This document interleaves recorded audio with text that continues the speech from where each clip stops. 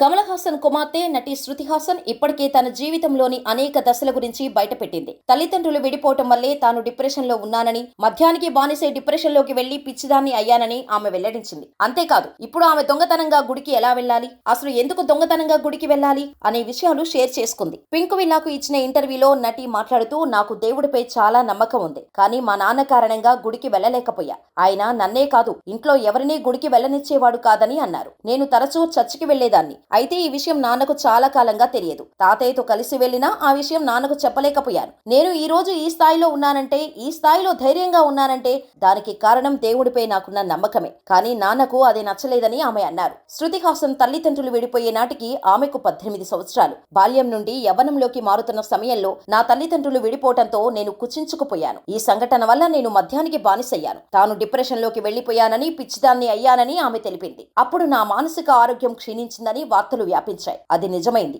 అయితే దీనికి కారణం చాలా మందికి తెలియదు. దీనికి ప్రధాన కారణం తల్లిదండ్రుల విడాకులు. ఇది నా మనసుకు చాలా బాధ కలిగించిందని శృతి తెలిపింది.